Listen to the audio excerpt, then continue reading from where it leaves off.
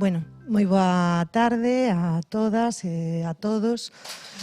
Bueno, para comezar, como non, pois agradecer infinitamente a todas as persoas que estades hoxe como público atentas a esta conversa, entendendo que, bueno, cunha tarde tan espléndida como a que fai hoxe, pois, bueno, evidentemente di pois que merece a pena pois adicar este tempo para participar e nutrirnos pois dos contidos pois que se van a desenvolver nesta conversa.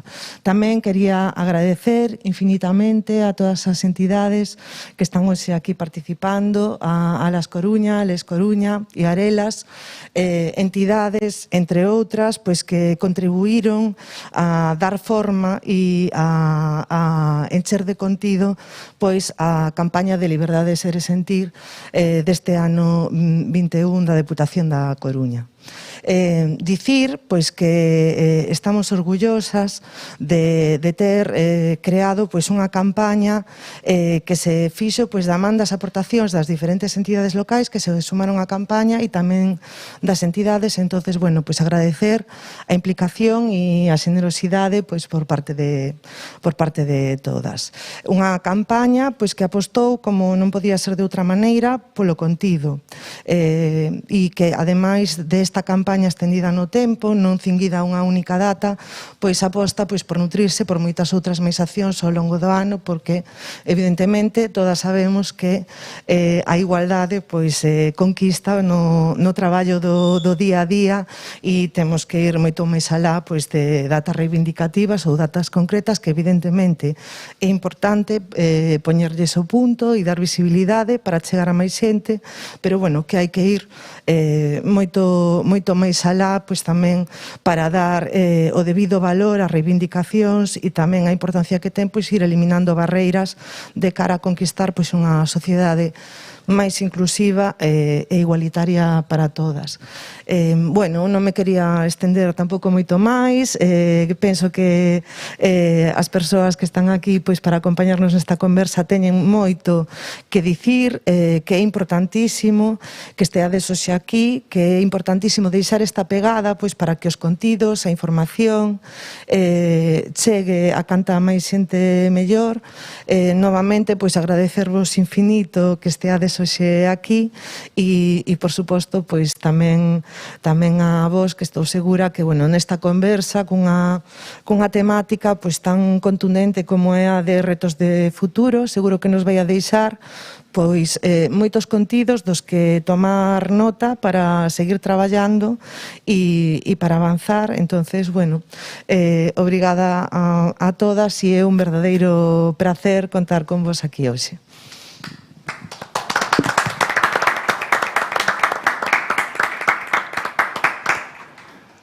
Bueno, eu presento-me, eu son Miguel Vieito, son a persoa que vai a ter esta tarde o privilexio de moderar un pouco esta mesa. Vou intentar falar o menos posible, pero si algunha cuestión de orde inicial, non? Como ben dicía a deputada, a conversa de hoxe, ou digamos a tarde de hoxe, leva por título Retos de futuro das diversidades sexuais. É unha charla con 3 colectivos LGTBI do país que se insire dentro dunha campaña que é a campaña Ser e Sentir da propia Deputación. É unha campaña na que, digamos que a variedade de contidos que se quixo dar a tolerancia e a sensibilización da cidadanía sobre a orientación sexual e identidades sexuais é increíble.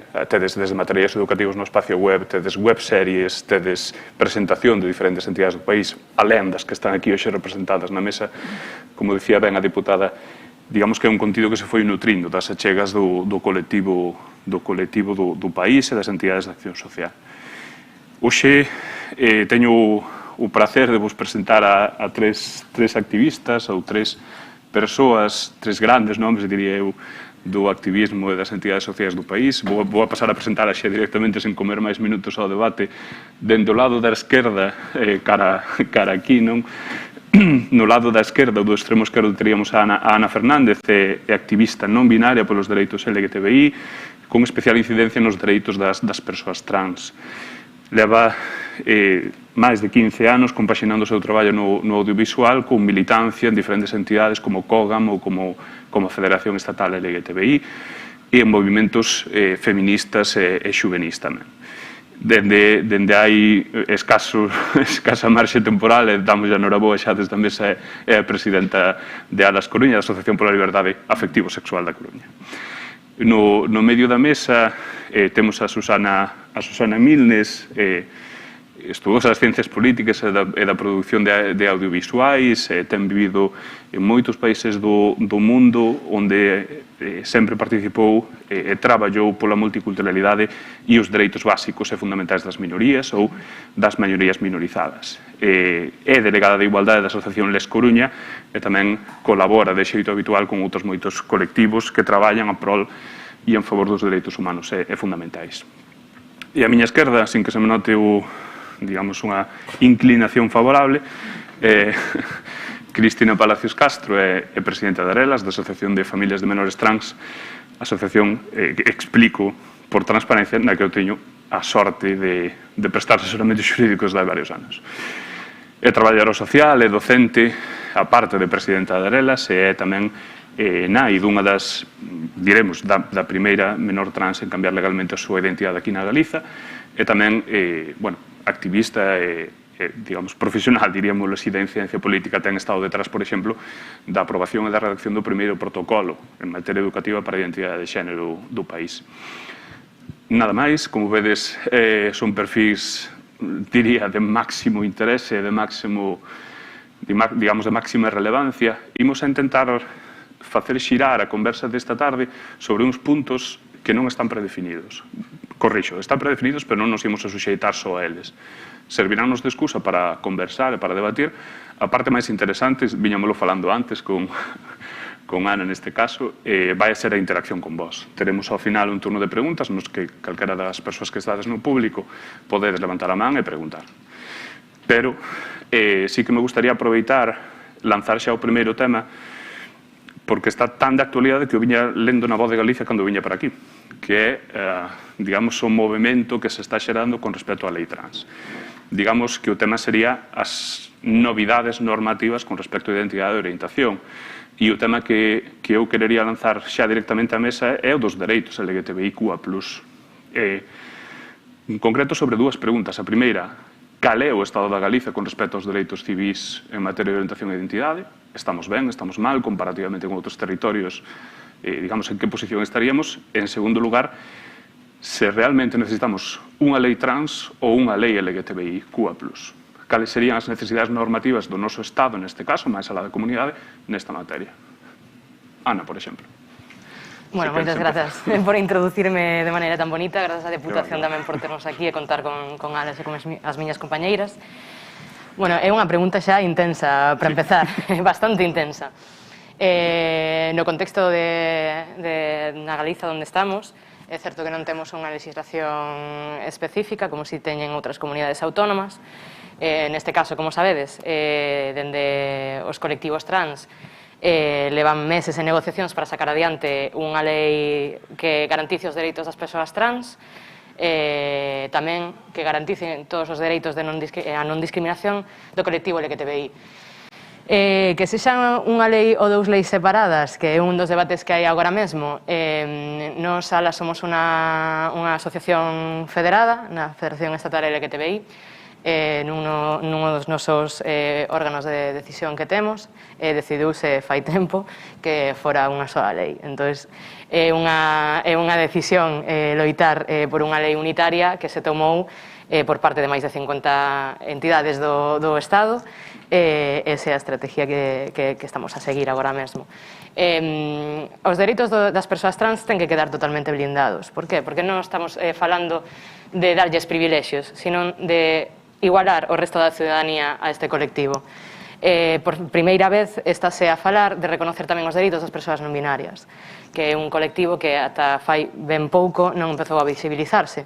Pero, bueno, aí xa podería falar deste tema durante horas de por que estamos neste punto agora e por que non se ha podido visibilizar hasta prácticamente 5 últimos anos. Eu creo que o máis importante é que esta lei sexan unha ou dúas dame igual se é unha lei que garantiza os nosos dereitos. Confiamos dende os colectivos que así vai ser, confiamos nas negociacións que se están levando a cabo por parte de FGTB, Crisalis e Fundación Triángulo, e sabemos que será lei. Ese é o que pensamos agora mesmo, que sabemos que vai ser lei e que, ao final, o sentido común vai se impoñer ao sinsentido de outros discursos, TERFs e demais. Susana, que che parece? Eu creo que é unha pregunta que ten realmente que contestar os propios colectivos trans.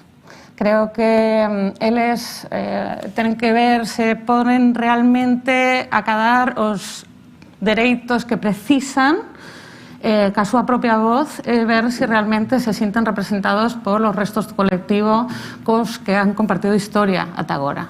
Temos unha historia conxunta de un imaginario común, de liberdades comuns nun espacio pechado, agochado, que de alguna maneira nos hermana, pero creo que estamos nun intre decisivo no que as persoas trans están decidindo se xa conseguidos os dereitos LGB, realmente as súas preocupacións son as mesmas que os dos outros colectivos. Creo que os outros colectivos están atopando moitos espacios xa moi normativos, están ocupando espacios moi normativos, aquí ven as persoas queer, as persoas non binarias, a crear un novo diálogo social de representatividade na diversidade. Creo que van as súas propostas van a decidir o futuro, a posicionamento da identidade trans como unha identidade unida ou separada, porque eu creo que os colectivos LGBTQIA séntense moi asociados a identidades diversas. Eu creo que crecemos dende a infancia adoptando roles non binarios e incluíndonos na nosa identidade para podernos expresar no ámbito do desexo e no ámbito da mesma xerarquía de poder e da comunicación interna dos nosos colectivos. Entón, pero esa loita xa tenemos máis ou menos gañada. Os que quedaron por diversos motivos atrás, porque son os que son unha gran minoría, son os máis incomprendidos, son un número que aínda non pudo empoderarse. Eu creo que as familias das xuventudes trans son os que están sacando adiante o colectivo de maneira tremenda. Eles máis as persoas non binarias e a xuventude que se manifiesta por internet. É fundamental. Os dereitos individuais e como as redes sociais, a xuventude de TikTok, e máis Instagram, etc., están influindo de maneira decisiva na visibilización. Están facendo, creo que, entre a xuventude máis que as mesmas organizacións. As organizacións propomos leis e traballamos cos gobernos, pero eles están a facer o traballo de campo, por decirlo de alguna maneira. Creo que esa conversa ten moito que camiñar aínda e creo que son as persoas trans que nos van a tener que posicionarse aí se é un tema realmente relacionado con identidades queer ou non. Se a identidade trans vai entrar no binarismo ou non.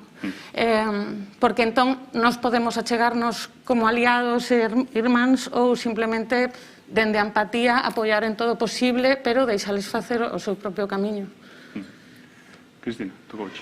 Unha primeira impresión sobre a cuestión normativa. Vou empezar un pouco pola cuestión de Galicia, que me parece interesante. Decías que en que punto estamos en Galicia. Bueno, en Galicia estamos cunha lei do ano 2014, vou ser, creo que moi clara, que de pouco nada nos sirve. É unha lei que non está desarrollada, que os contidos están aí, pero, en fin, que despois no día a día non se levan a cabo.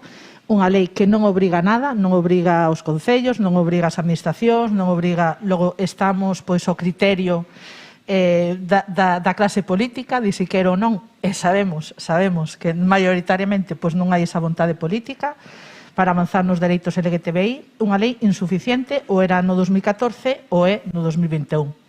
Subindo cara arriba, bueno, este debate de se debe haber unha lei LGTBI ou debe haber unha lei trans, eu sinceramente non sei como 2 anos despois ou 3 volvemos a este debate, porque eu tiña entendido que nos compromisos de goberno do partido que está gobernando había unha lei LGTBI e había unha lei integral trans.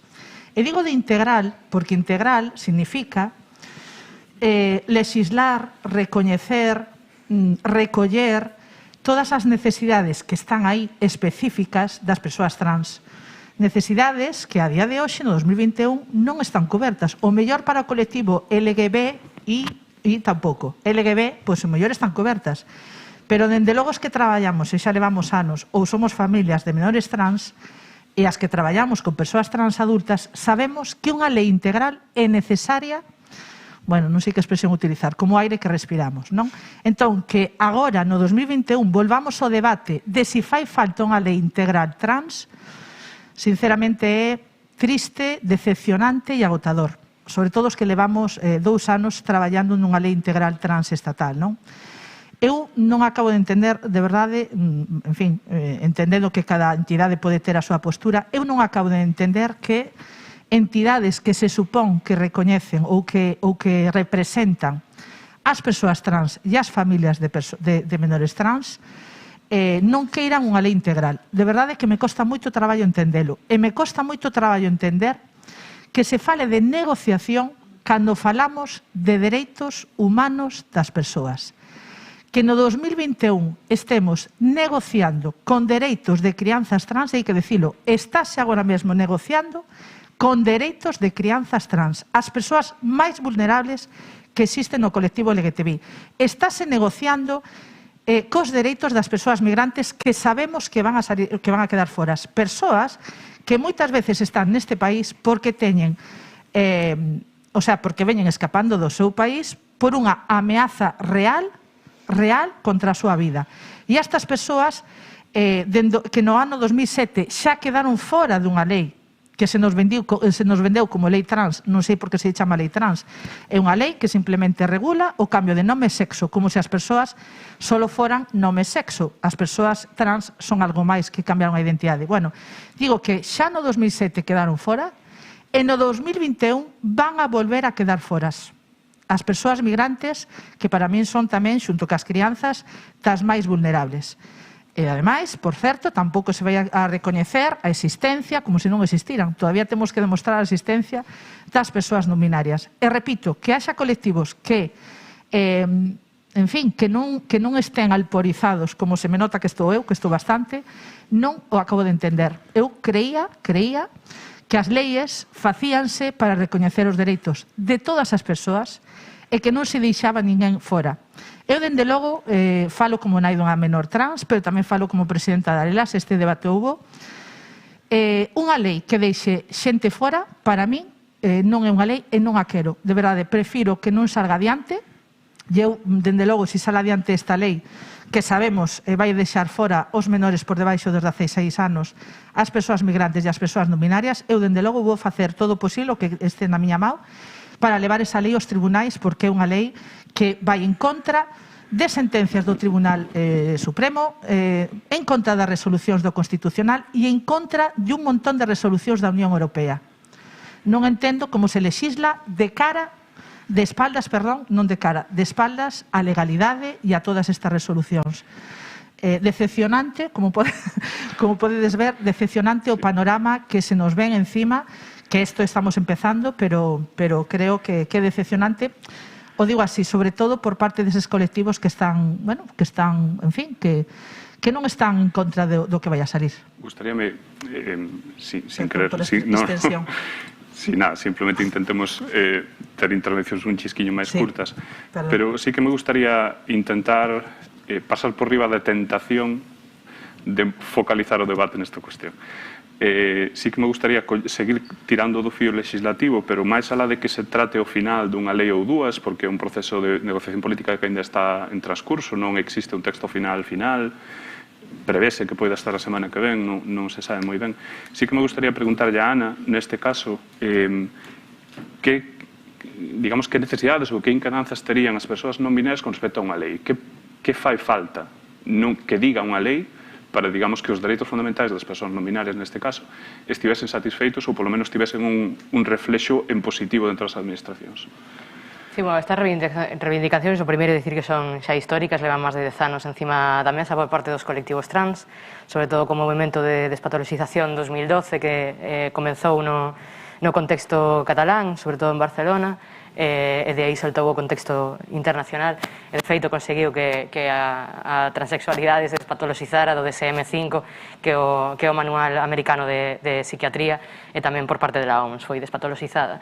Entón que non estamos hablando de unhas reivindicacións novas ni son históricas e de feito apareceron según no 2007 aprobouse a lei actual empezamos a erguer a nosa voz de cara a que esa lei precisamente non garantizaba os dereitos de todas as persoas do colectivo trans.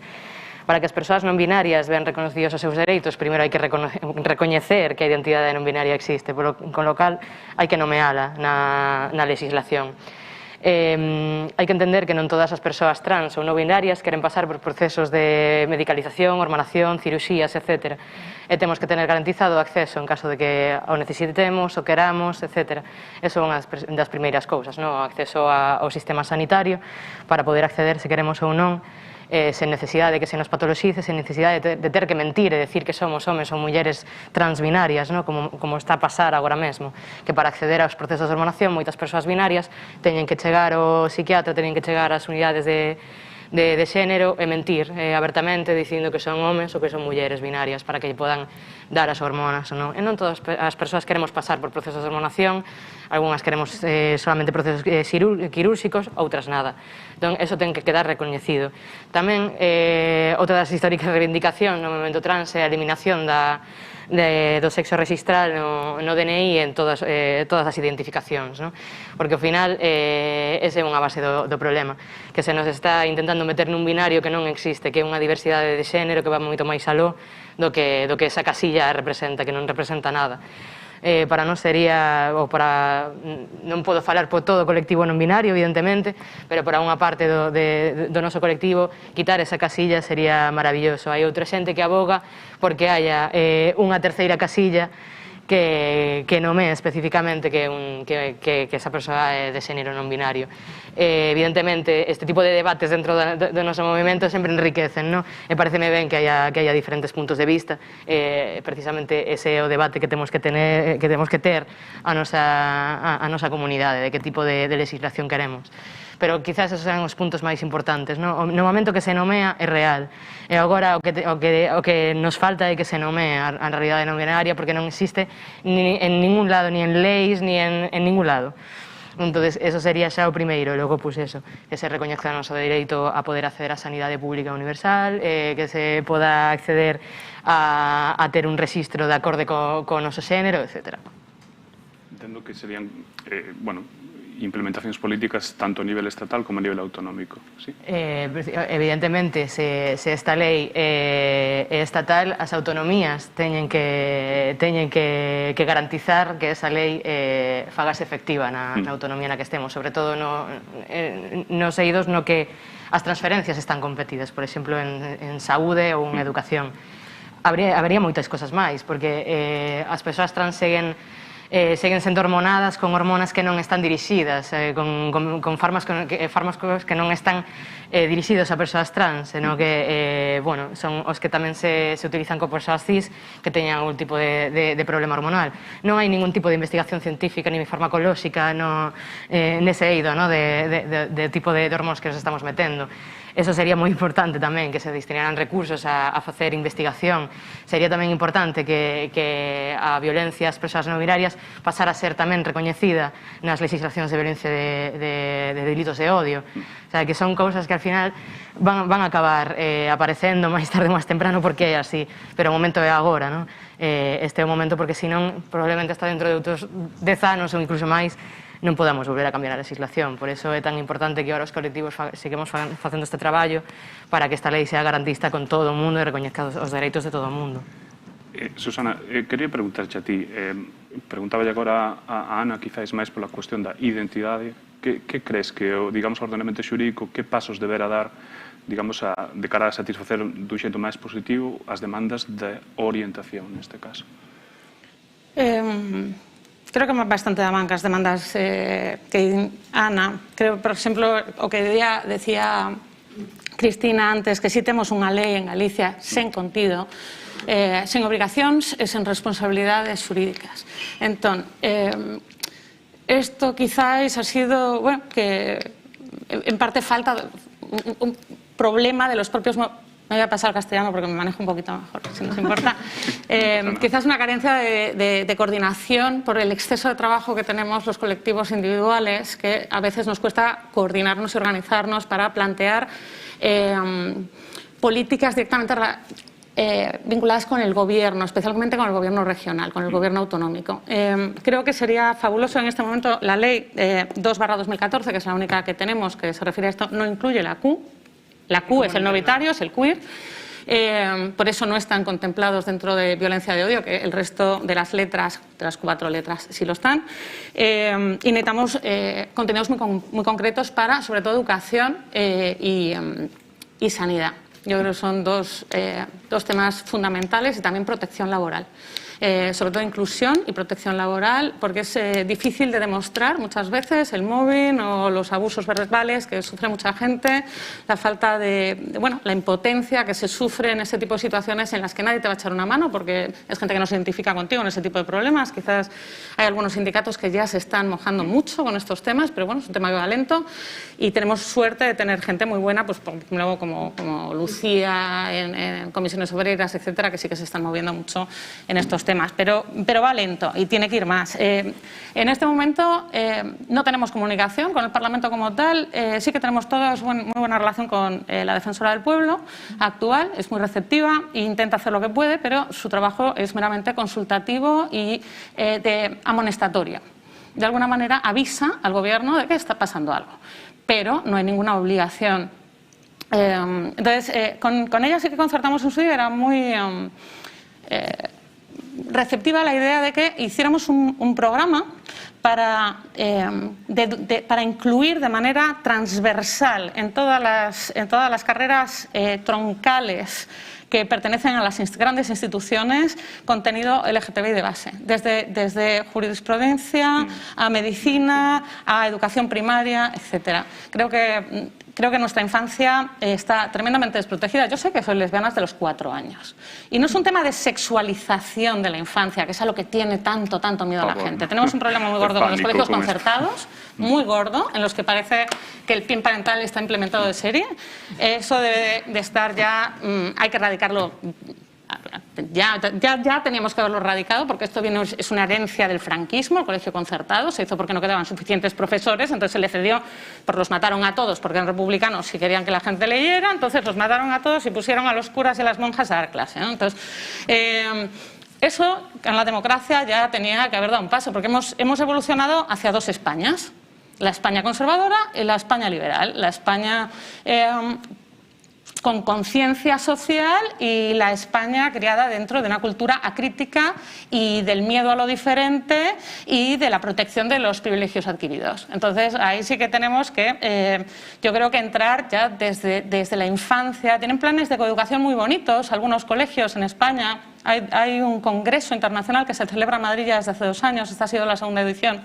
Y se pone el ejemplo de diferentes colegios que han intentado iniciativas como, por ejemplo, reconstruir el imaginario colectivo para los niños desde una perspectiva de igualdad total y agenérica, y luego introducir la cultura heredada del imaginario colectivo patriarcal violento y machista y lleno de roles hegemónicos y de privilegios, e introducirla después de manera crítica. Y me parece una perspectiva maravillosa, pero es que hay que empezar desde la infancia. Hay que empezar con el tipo de cuentos que se cuentan, con el tipo de películas y televisión que ven los niños. Deberíamos hacer una normativa estatal de medios de comunicación para eliminar el rosa y azul de los dibujos animados. O sea, hay tantas cosas que hacer en estas... ¿Sabes? Que parece que no, pero dices, educas en casa, pero no es verdad.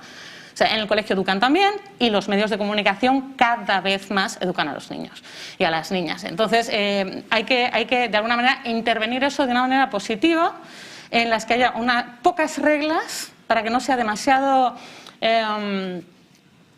proteccionista, demasiado conservadora, porque eso la oposición puede usarlo en nuestra contra, sean unas líneas muy sencillas para favorecer la igualdad en ciertos ámbitos. Cuanto más sencillas sean las... No despistas que nos oyen. Pero bueno, sabes a lo que me refiero. Si intentas controlar hasta la última cosa, en el fondo acabas quizás convirtiéndote tú en una nueva forma de censura, que tampoco es lo idóneo, ¿no? O sea, somos una sociedad democrática. Entonces, sí que creo que en estos ámbitos hay que hacer muchísimo, porque creo que los niños tienen derecho a reconocer a sus modelos familiares, reconocer a miembros de su familia, reconocerse a sí mismos y reconocer gente de su entorno como real desde que son pequeños. No solo ver gente no binaria en familias nucleares heteros. O sea, hay muchísimos otros roles. Hay niños hasta que se educan solo con los abuelos. ¿Y qué pasa? Que estos niños no tienen derecho a saber que ellos, independientemente del modelo familia, quizás ellos o ellas sean trans o lesbianas o gays, que muchos ya lo sienten y lo saben, no saben ponerle nombre porque, como bien dijo Ana, la realidad se crea con palabras.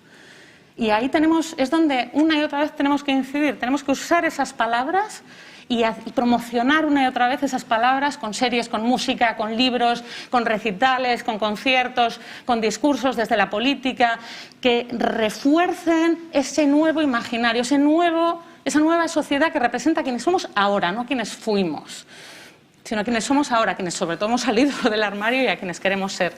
Me gustaríame ahora recoller un pouco os testemunhos que vos as tres comentabades, non? Dunha lei galega que, sendo eufemístico, pode dar máis de sí, ou un entorno normativo galego que pode dar máis de sí, un entorno estatal que necesita visibilizar as realidades non binarias, por exemplo, ou unha normativa integral que afecta incluso a medios de comunicación, como ti referías. Dos primeiros choques é que todo parece superintuitivo, todo parece super... ¿Y por qué non se hace? E a pregunta que me gustaría abordar con vos agora. Por que non se está facendo? Quería falar en concreto de dúas cuestións. O que se chama backlash, o retroceso de dereitos fundamentais, e o feminismo TERF. Sei que son temas moi polémicos, pero seguro que vistes na prensa, máis alá da cuestión do PIN parental que nomeaba a compañeira, os pactos de goberno en Madrid, pois parece que van a facer un lixeiro grave retroceso en normativa. Estamos vendo todas, prácticamente cada día esta semana nas novas, o que pasa con Hungría, non? As normativas homófobas, as que parece que a Unión Europea vai a colocar sanción. Cales son as forzas en contra destas cuestións intuitivas? Calquera de vos. Bueno, a ver, lixeiro retroceso en Madrid, lixeiro é que son eufemistas. É un gusto polo eufemismo. Para mí, a ver, a lei que temos en Galicia é que eu non a teño en conta para nada, para empezar, por iso que digo que aquí non hai nada en materia de igualdade LGTBI, porque para mí como non ter nada, é que non ten ningún tipo de efectividade, non? En relación co retroceso dos discursos de ultradereita, os discursos TERF, bueno, en canto aos discursos TERF hai que entender que isto é un sinsentido que non ten nada que ver con o movimento feminista, porque o movimento feminista do Estado español históricamente ha considerado que a sí mesmo ha considerado que é un movimento interseccional e diverso. Eso está recollido en diversos documentos que saen de plenarios donde máis de 3.000 mulleres han decidido que ese é o movimento feminista do Estado, non? En concreto, podedes ver o manifesto que saliu das xornadas estatais do 2009 en Granada, onde había máis de 3.000 mulleres. En plenario recolleuse que o movimento feminista do Estado español é un movimento interseccional e diverso e que está aberto a todas as mulleres e a todas as realidades. Eso para empezar. Entón, claro, o que está pasando agora, bueno, hai moitas maneiras de facer un análise, non? Un é a pérdida de poder por parte de certo sector do feminismo, porque dende fai 4 ou 5 anos, ou incluso un poquinho menos, o feminismo voltou ás rúas e voltou a ser das mulleres. Deixou de ser unha cousa da academia para pasar outra vez a ser das mulleres. Estivemos moitos anos desmovilizadas o movimento feminista, eso é así, prácticamente hasta 2017-18, que o 8M explotou, porque xa era unha olla a presión o que estábamos a sufrir as mulleres nesta sociedade, pois desde entonces prácticamente non había un movimento nas rúas. Entón, claro, hai persoas que están a ver que xa non son as garantes desas ideas do feminismo, teñen que aceptar eso, non? Porque, a ver, vamos a ser sinceras aquí, Carmen Calvo, cando foi un icono do feminismo? sea, en que momento? Claro, en que momento pensamos en Carmen Calvo e vemos unha trayectoria no feminismo? O sea, non así a Carmen Alborch, por exemplo, non? Entonces, esta señora, bueno, pois agora quere a súa anaquiño do pastel e quere o seu poder dentro do seu partido e, bueno, que diga, que faga o que queira, que como din Carlo Antonelli, menudo calvario nos está facendo pasar, pero o que digo eu que o sentido común vai se impoñer a todo isto, non? Entón, bueno, ao final son voces que por desgracia arrastran a outra xente e bueno, utilizan as voces para facer dano. Elas verán o que fan, non? Eu creo que a historia poñeralas no seu sitio, o movimento LGTB temos memoria, sempre tivemos memoria, de que uns anos, pois, se recoñecerá quen son, non? E terán o seu sitio na historia. Pero, bueno, os movimentos TERF, a ver, doulles moita importancia, depende, non? Pero creo que debemos de seguirlles dando voz, porque non teñen razón en nada, son discursos vacuos, vacíos, manipulando, bueno, manipulando leis ou cosas que dicimos ou mezclando conceptos das teorías queer coas teorías feministas e non teñen máis. Pero, bueno, desde fai uns anos estamos vendo o retroceso e o auxe da ultradereita en Europa. Isto non é novo deste ano. O que temos que facer é estar pelexando, como sempre, pelexando e traballando, estando nas rúas, educando, estando en calqueira espazo onde podamos estar para recordarlle a xente que os dereitos, igual que os tivemos que pelexar para que se nos recoñeceran, tenemos que pelexarlos para que non os quiten de novo. O sea, isto non é unha cuestión de xa temos a lei, xa podemos descansar, non. Esas leis hai que pelearlas porque se manteñan, porque estamos vendo que é moi fácil que nos quiten, como, por exemplo, o que está pasando en Madrid. O sea, que ao final esta señora Ayuso vaise, por manter o poder, vaise facer amiga de partidos de ultradereita como Vox, o que diga Vox vai non facer para poder manterse aí. Bueno, oxalá non quedemos con a sensación, non?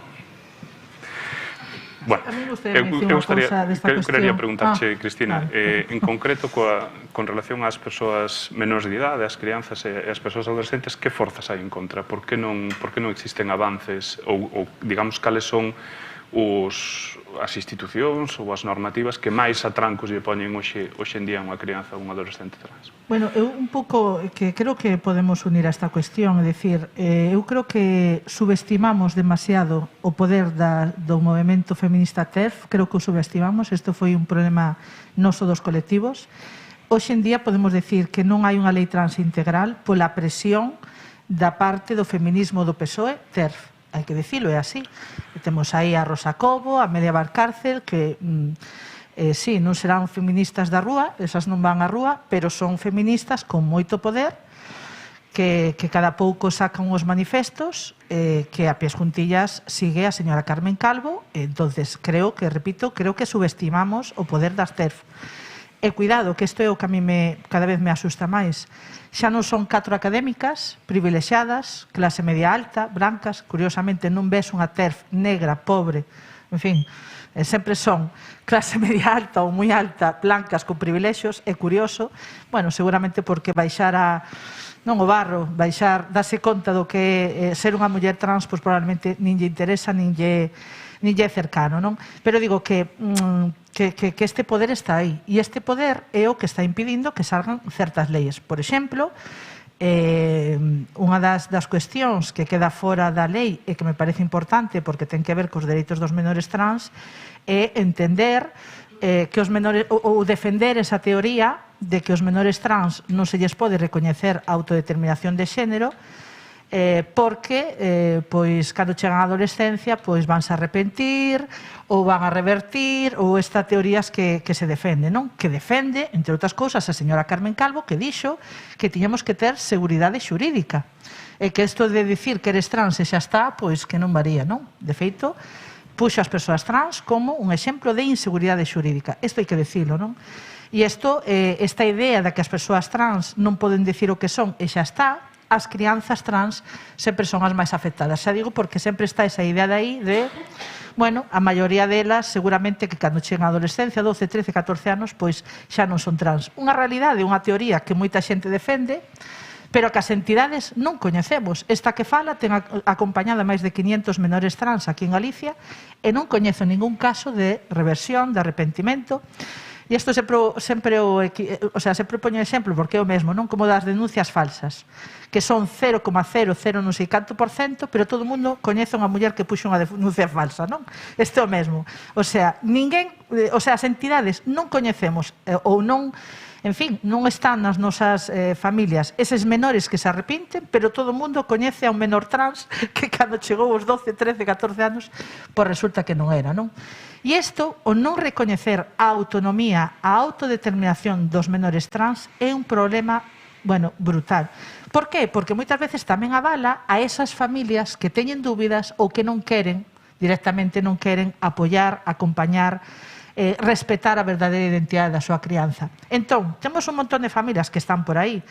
Bueno, pois eso, con esa dúbida de apoiarei, non apoiarei, e escoita a señora Carmen Calvo dicindo que isto vai a crear unha inseguridade xurídica, que como un menor vai decir o que é, xa está, pois nada, aquí temos a menores desprotegidos polo seu goberno. O sea, unha cousa que me parece terrible. Eu non sei se ela é consciente, xa sei que estuvo moi pesada con Carmen Calvo, pero é que a señora que teño que falar. Non sei se é consciente de que cando di esas frases con esa alegría, non sei se é consciente do dano que fai a persoas con pel, relatos que, por desgracia, nos coñecemos en Arelas, eu vou dicir públicamente, o digo moitas veces, o que máis nos chegan son menores, crianzas sin apoio familiar.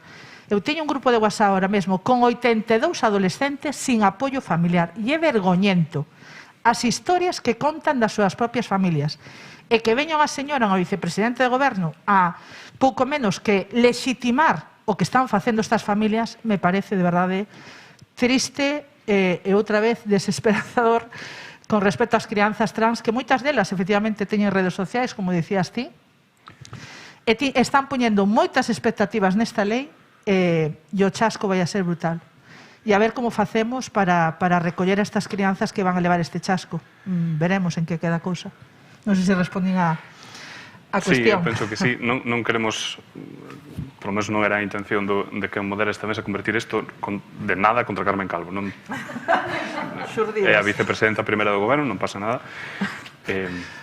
Respiración profunda, zen e tranquilidade. Bueno, teño a tentación de facer 50.000 preguntas. Hai moitos temas que nos quedaron un pouco no tinteiro, non? Como despatoloxización das identidades trans, autodeterminación de persoas trans, persoas con identidade e orientación diversa, persoas maiores, perdón, con identidades diversas, saúde, educación. Pero sí que me gustaría, comentaba antes coas relatoras, coas compañeras da mesa, que a parte máis importante quizás era a interactuación con vos, tamén vos lo dixen ao principio, sí que me gustaría que abrísemos xa directamente, se vos parece ben a todas, que abrísemos directamente o turno de preguntas para podermos interactuar un pouco. Co cal, se alguén se anima, pois levanta a man e podes interpelar a alguén da mesa ou lanzar algún comentario xeral, como que irades.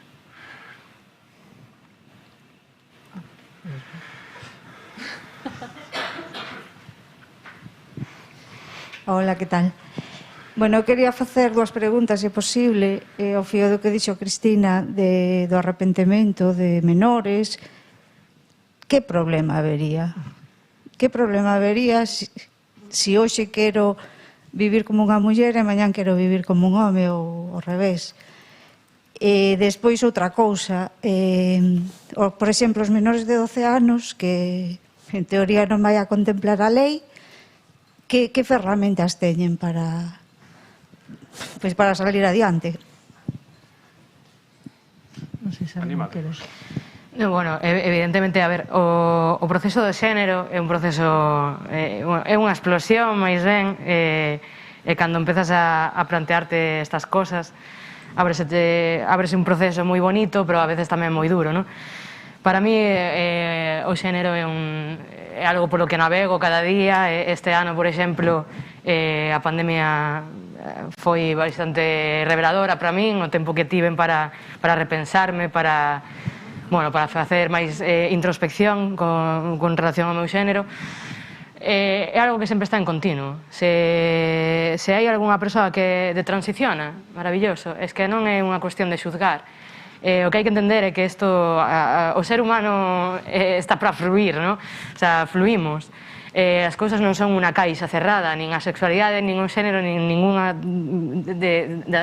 das nosas dimensións, non? Eso é o primeiro que hai que empezar a recoñecer. Se unha persoa, un neno, unha nena, un nene, o que queráis, chega aos 18, aos 20, aos 30, dame igual, decide transicionar, para mí non é de transicionar, é que sigue fluindo, é que o seu xénero sigue a fluir, e xa está. Entón non creo que isto deba de utilizarse como un argumento en contra, non? De que hai nenos que botanse atrás, non? Hai nenos que seguen fluindo, igual que as persoas adultas, non? O que hai que facilitarlle a todas as persoas son as ferramentas, esos espacios seguros para que o fagan, e para que podan explorar o xénero, e para que podan ir a donde queiran, poñerse a roupa que queiran, e definirse como queiran, utilizar o vocabulario, os pronomes que queiran, que teñan esa liberdade e ese espacio seguro para facelo. É o que temos que hacer, tanto coas crianzas como coa xente adulta. Podo dicir unhas palabras? Sí, por favor.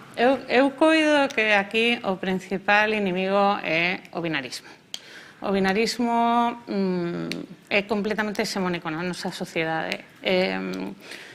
Moita xente e moitas feministas confunden machismo con sexismo.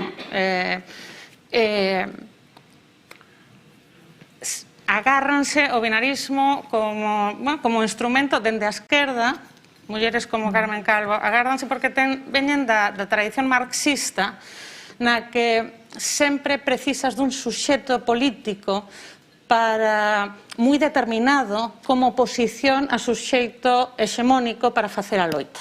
Entón, os grises, o marxismo, non lles boitan máis. É unha cousa moi importante. Entón, temos que traballar os grises, ou as cores, mellor dito. Temos que traballar as cores entre o branco e o negro. É importantísimo empezar a falar todas e todos dende o cotidián de persoas, sempre de persoas, nunca de homes ou mulleres, de persoas, intentar usar ese linguaxe inclusivo na que todas e todos podemos sentirnos representadas. Eliminar todos os diferenciativos tan obvios como os uniformes dos colexios, o falda e pantalón. Parecerá vos unha tontería, sabes? Pero ti falas cas nais destes colexios e dicen, ai, pois tes razón, nunca o pensara, de verdade, o sea, de verdade, tú nunca xa máis levas falda e obrigas a nena que está a xogar, a andar, porque se visten todos iguais, tamén se manifestarán de diferentes maneiras na súa expresividade, ou como di Judith Butler, e sinto, teño que dicir, na súa performatividade, na súa intento de interpretar diferentes roles a ver onde encaixan mellor, en vez de intentar encaixar naqueles roles que lles dixeron que eran os correctos. Eu creo que eso nos afecta a todos, as persoas trans, as persoas queer, as persoas non binarias e tamén as LGBT. É a principal loita que temos que ter, é terminar co binarismo. O terminar o diluílo un pouquiño, darlle un pouco de cor.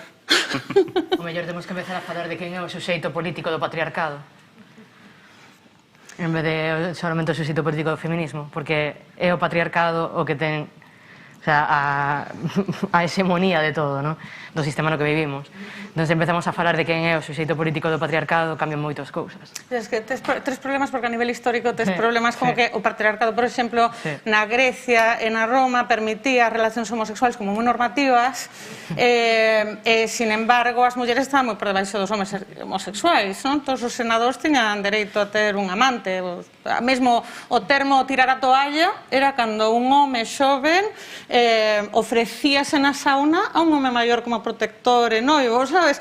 Já deixo de loitar contra o desexo que tes por min, doume. E ainda mantemos esas nocións que entran dentro do patriarcado e admiten certas diversidades sexuais. Aí hai que ter cuidado, porque pode ser ambiguo, igual que cando pensas a nivel antropolóxico tamén, por eso a mí non me gusta o binarismo para nada, creo que é moi limitante. Góstame moitísima a antropoloxía e viaxar no tempo e ver todas estas culturas que teñan 5 xéneros, por exemplo, esos verdaches, que eran os máis, nas tribus Sioux, os máis respetados de todos, se facían de curanderos, podían casar ou non, estabase igual con quen. Eran os primeiros trans desa tribu.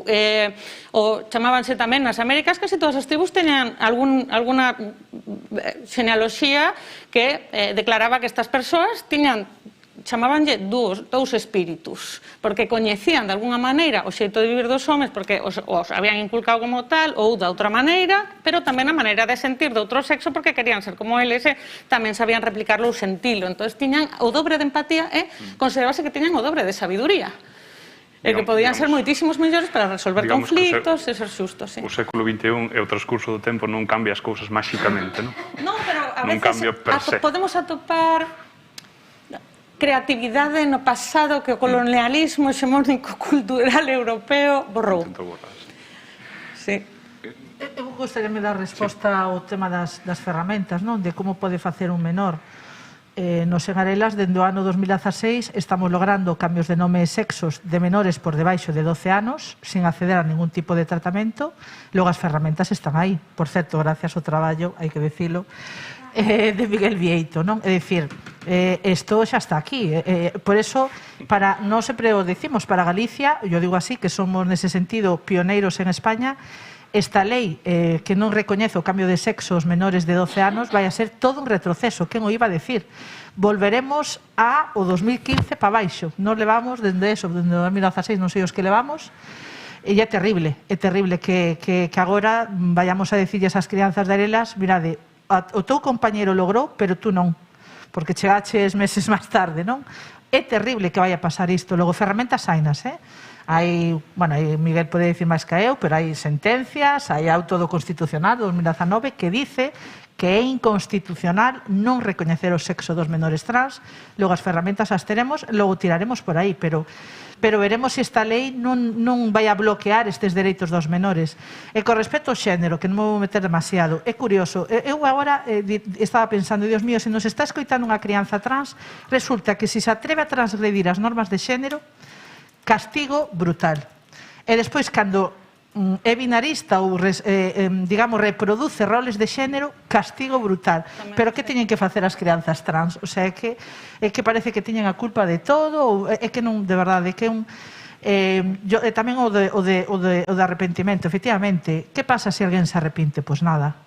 Dice a miña nai que o único que non ten solución é a morte. Eso sí que non. Pero demais, igual que vai para diante, vai para atrás, pos lados, e non pasa nada. Dicir, que a vida sigue e as cousas fluen, efectivamente. Non pasa nada. Tiñemos outra pregunta no público. Eu, mentras che chega un micro, só dicir unha cousa. Se a lei LGTBI ou trans ou a que sexa se aproba tal como están os últimos borradores, a situación para os óseas menores de 12 anos vai a ser moitas magnitudes peor do que hoxe. E os mecanismos de cambio de nome sexo registrado van a ser prácticamente nulos. O único mecanismo susceptible de ser usado sería un proceso civil. Proceso civil diante un tribunal ordinario, bótalle meses ou anos que pode tardar iso. Sí, perdón. A un menor diante dun juez, como se fora un delincuente. Si, o meu unha dúda, comentario, pregunta, a raíz do que dixeches ti, Cris, de o menor trans que nos estivera escoitando, polo que comentaba Susana, non? Que agora, bueno, un menor que se atreve a transgredir o rol de xénero, non? Non creo que incluir máis grises ou colores ou como lle que irades chamar, o sea, eliminar o binarismo elimine os extremos, digamos, non? É unha especie de dúda, porque, bueno, sempre se fala dese debate de romper o binarismo, non desfai o género masculino e femenino per se, non creo que prexudicar a alguén, ou si? Non sei se entendín ben o... Eu non o vexo como tal. Eu o que estou dicindo é que se hai xente que quere ser binarista, que o sexa, e se non o quere ser, queer, que o sexa. Pero non estamos nun país, se supón, democrático e libre. Que pasa? Que agora tamén llamamos dicir a xente como ten que ser. O xénero é unha construción social, que o colles ou non o colles. É dicir, non vendado biolóxicamente, non? Para que se entenda. Entón, pois xa está, que cada persoa viva o xénero como queira. E que o exprese como queira. E se non o quere expresar, que tamén hai persoas que son a xénero, pois que tamén, quere dicir. O que digo é que a xente, pero que digo que as crianzas, si transgreden, porque transgreden. Si reproducen, porque reproducen, pero que teñen que facer. E non esquezamos que as crianzas, bueno, igual que as persoas trans, teñen que pasar por saúde mental, donde falabades antes de DSM-5 despatoloxizadora, a OMS. Isto non é real, hai que deixar de dicir que a transexualidade está despatoloxizada, non é certo. Mentras unha persoa, para acceder a dereitos humanos, teña que pasar por psiquiatría ou saúde mental, e teña que pasar por ese binarismo, porque que senón non vas a acceder a dereitos, non se despatoloxizou. Non estamos aí, ni moito menos. Tamén vou a ser aquí moi pesimista. Bueno, un verres pola tarde pesimista, mañá que nos quitan mascarillas. Pois nada, hoxe veño de pesimista. Nos quedan moitos anos para ver unha despatoloxización real da transexualidade.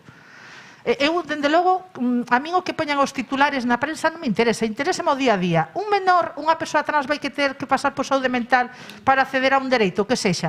Vai ter que reproducir unhos roles de xénero binaristas, sí ou non?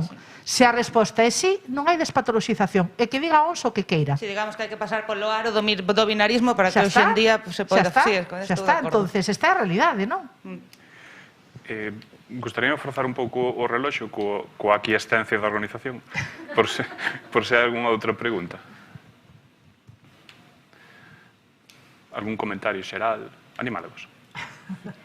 Crítica, que interesante a crítica. Destructiva. Bueno. Tóxica ou tampouco algo. Sí. Cando falades dun retroceso, falades de a nova proposta de lei, non? Efectivamente. Que coñecedes xa o texto. Sí, xa o coñecemos, sí.